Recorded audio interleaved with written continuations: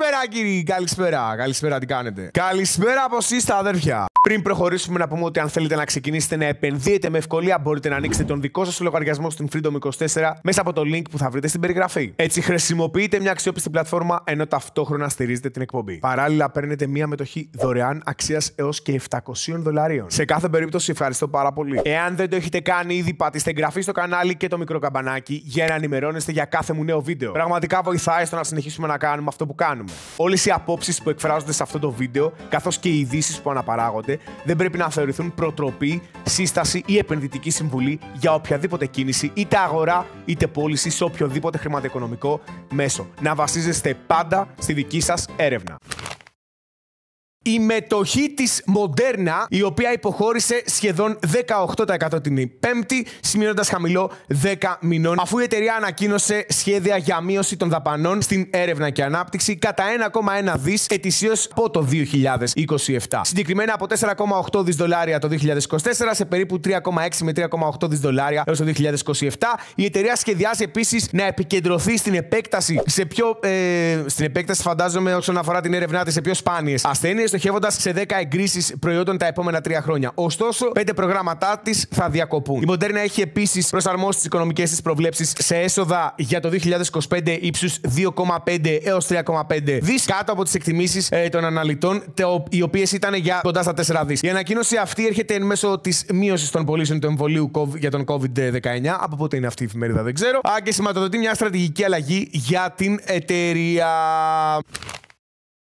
Και πάμε στην OpenAI, η οποία φέρεται, λέει, να βρίσκεται σε συζητήσεις για την άντληση χρηματοδότησης ύψους $6,5 δισεκατομμυρίων με αποτίμηση $150 δισεκατομμύρια. Σύμφωνα με τον Bloomberg, αυτή η νέα αποτίμηση, λέει, θα διπλασιάσει σχεδόν την προηγούμενη της, η οποία ήταν στα 86 δις από τις αρχές του έτους, καθιστώντας την OpenAI ως μια από τις μεγαλύτερες νεοφυείς επιχειρήσεις παγκοσμίως. Η Thrive Capital, λέει, αναμένεται να ηγηθεί του γύρου χρηματοδότησης με τη συμμετοχή της Microsoft. Βέβαια, να πούμε ότι οι συζητήσεις βρίσκονται ακόμα σε εξέλιξη και οι τελικοί αριθμοί μπορεί να αλλάξουν. Ήρθα στις Most Active σήμερα και πετάχτηκε η Uber κάποια στιγμή στο ταμπλό, την οποία έχω και πάρα πολύ καιρό να δω και ήθελα να δω κιόλας πώς πάει και ο κλάδος γενικότερα. Έχω εδώ πέρα το διάγραμμα της Uber, δεν φαίνεται και το καλύτερο δυνατό. Δηλαδή, εάν έπρεπε με το ζόρι να υποθέσω κάτι αυτή τη στιγμή στην Uber, θα έλεγα πως κάλλιστα θα μπορούσαμε να τη δούμε χαμηλότερα. Είναι αρκετά κακό αυτό που έχει κάνει, δηλαδή ότι έχει χτυπήσει 2 φορές το ίδιο υψηλό, κοντά στα $75 και ξαναγύρισε προς τα πίσω. Ενώ είναι επίσης πάρα πολύ κακό το ότι βρίσκεται κάτω από το μέσο όρο 200 ημερών. Αν και δεν το έχει επιβεβαιώσει με αρκετά κεριά ακόμα. Οπότε σε αυτό τουλάχιστον είμαι λίγο επιφυλακτικός. Αν βάλω και το εβδομαδιαίο διάγραμμα, θα μπορούσα να πω ότι όντως αυτό καλά κάνω και είμαι επιφυλακτικός, γιατί στο εβδομαδιαίο είναι πάνω από τον μέσο όρο των 50 ημερών. Βέβαια, έχει κάποιο μέλλον ακόμα για να τον πλησιάσει. Οπότε κάλλιστα θα μπορούσε να φτάσει, είναι στα 67-68. Τώρα, μετά από κάλλιστα θα μπορούσε να πέσει μέχρι τα 65-37. Και εκεί να δούμε τελικά αν θα τον σπάσει. Όχι, παρόλα αυτά δεν είναι και το καλύτερο μου διάγραμμα για την Uber. Σίγουρα, πώς το λένε, σημείο αναφοράς πρώτα απ' όλα είναι τα $65-66 για την ακρίβεια στο εβδομαδιαίο. Στο ημερήσιο, στο λεπτό, στο ημερήσιο σίγουρα είναι τα 69. Καλά λέω. Πάμε στην δεύτερη εταιρεία του κλάδου εδώ πέρα. Πάμε στην Lyft. Εντάξει, η Lyft έχει εντελώς διαφορετικό διάγραμμα από την Uber.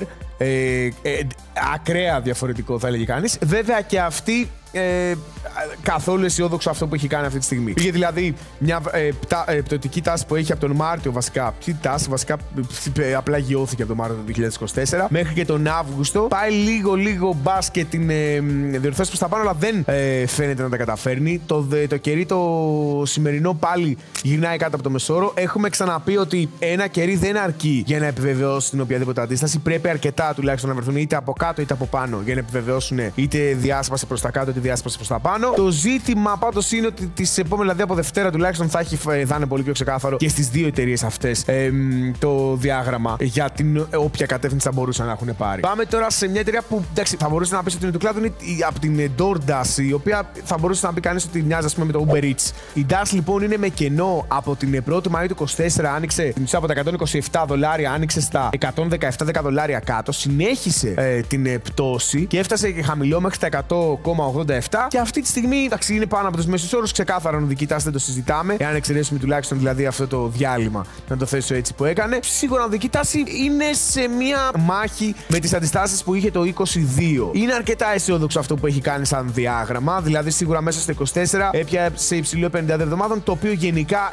μας αρέσει σαν τάση. Τώρα το αν θα καταφέρει να την κρατήσει θα φανεί δυστυχώς ή ευτυχώς στα επόμενα. Πάντως προς το παρόν τουλάχιστον φαίνεται ότι τα $130, 131 δεν μπορεί να τα σπάσει αρκετά εύκολα. Οπότε είδαμε τις επόμενες ημέρες. Σαν δηλαδή σημείο αναφοράς για τη συγκεκριμένη, για να το καταλήξουμε κιόλας, θα έλεγα ότι είναι τα $131 που είναι και στην ουσία τη στάση που είχε χτυπήσει το Μάρτιο του 2022. Όλες οι απόψεις που εκφράζονται σε αυτό το βίντεο, καθώς και οι ειδήσεις που αναπαράγονται, δεν πρέπει να θεωρηθούν προτροπή, σύσταση ή επενδυτική συμβουλή για οποιαδήποτε κίνηση, είτε αγορά είτε πώληση σε οποιοδήποτε χρηματοοικονομικό μέσο. Να βασίζεστε πάντα στη δική σας έρευνα. Προτάσεις Freedom μπορείτε να πούμε να τις δούμε εδώ πέρα στο υπηρεσίες. Την αγοράσω hot. Προφανώς δεν σημαίνει αυτό ότι κάθε κίνηση θα είναι θετική. Εννοείται ότι υπάρχει ρίσκο, δεν το συζητάμε καν και πόσο μάλλον στα option που είναι παράγωγα εξαιρετικά μεγάλο ρίσκο. Παρ' όλα αυτά, σε έναν ωκεανό από επιλογές, καλό είναι να υπάρχουν μικρές βαρκούλες μιας κάποιας κατεύθυνσης. Μπορεί να είναι λάθος, μπορεί να είναι σωστή. Αυτό θα το επιλέξετε εσείς.